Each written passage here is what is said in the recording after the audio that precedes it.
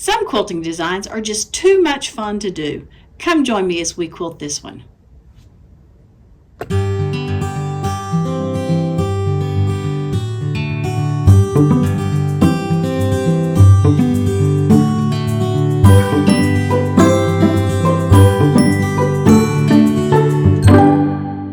Hey guys, welcome back to Frances Quilts. Well, sometimes you get to a quilt and you finish the top and you just want to finish the quilting and it seems like it takes forever. This quilt was not that way. It was a dream to quilt, and I want to show you some of that today. The first thing that I quilted were these white squares. I spent a lot of time trying to figure out what I wanted to do in those squares, and I've written a blog post about it. I'll put a link in the description box. But once I figured out what I was going to do, I was ready to quilt. So let's go to the machine. Since I am not burying my threads in this quilt, I am going to just take a bunch of little bitty stitches, maybe 10 or 15 little bitty stitches, and then I will start making my swoop outward. These stitches are not on top of one another. They're going to be just little bitty ones, little bitty ones, little bitty ones, and then I'm going to let them get bigger. And that, what I'm trying to do is just hold those threads in place, lock those stitches in place. So I've come to the corner. Let's get in there all the way. And then now we're coming to the next corner. I'm kind of using the outside of my foot to tell me when I need to make that curve. I've come to there. Now the next one is going to come all the way out to the center of this one, so it will be a larger area to quilt. It has been helpful to watch where I'm headed. Not worry so much about where my needle is at the time, but to watch where I want it to be at the end.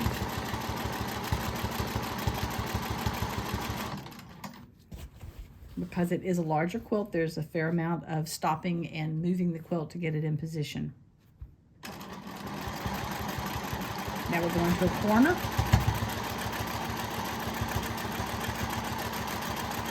And now we're going to the middle.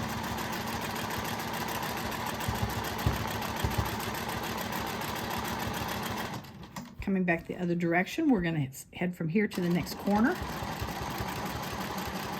Around that one. And then we're going to the next corner.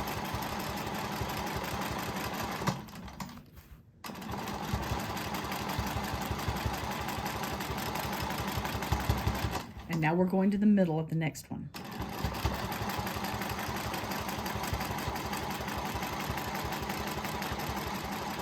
Corner.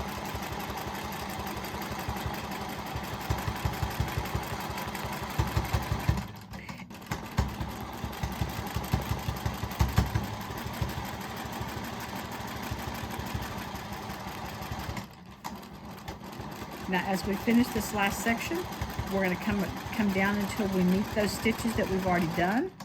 Now the next section that I'm going to do is going to work from this seam right here and stitch up here to that seam right there.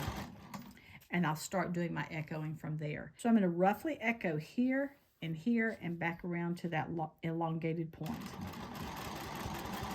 Echo 1, echo 2, and then this time I'm going to come around and I'm going to stop at that seam right there, and I'm going to do a petal shape coming into this area here.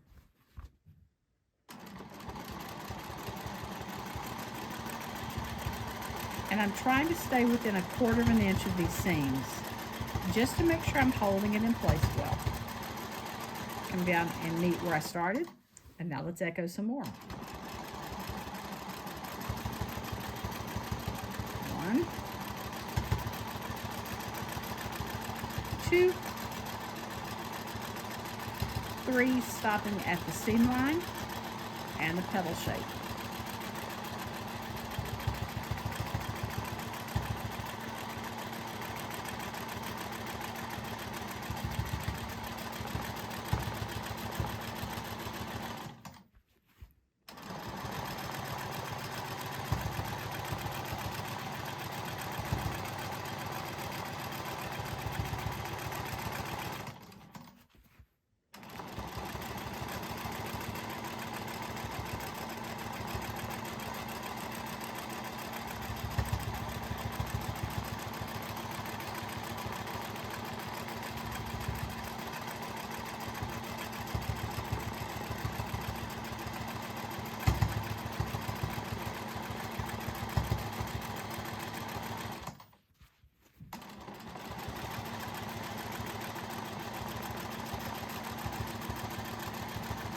Okay, I'm back where I started. I have to do this one petal shape now.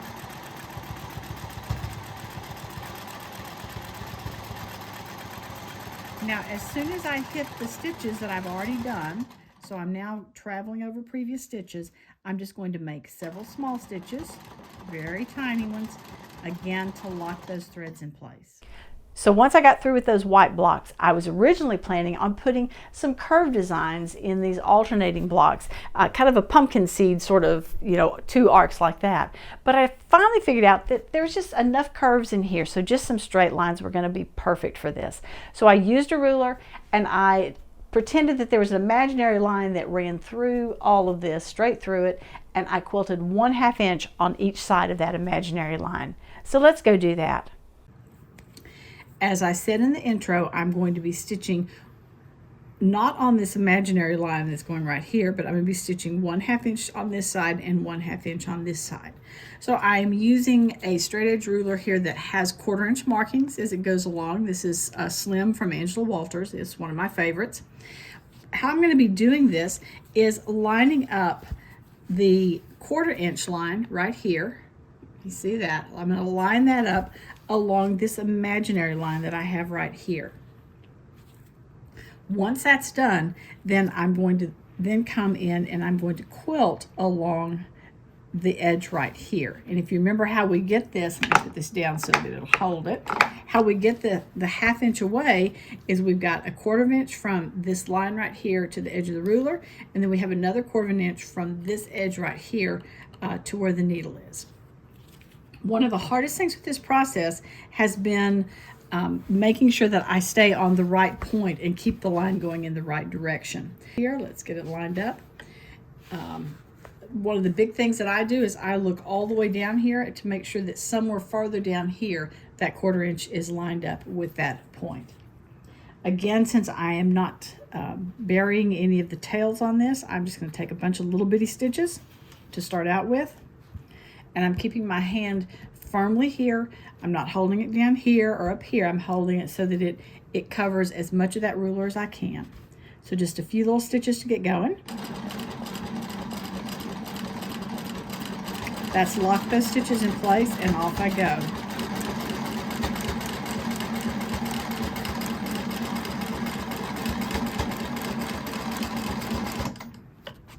When I need to stop, I will reorganize my fabric. I'll move my ruler up and I'm going to do the same thing again.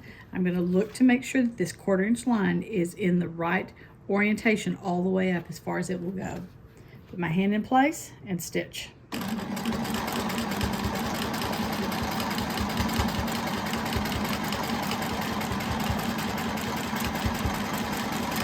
Stop before I hit the round part. Realign my fabric. Line it up, and here we go.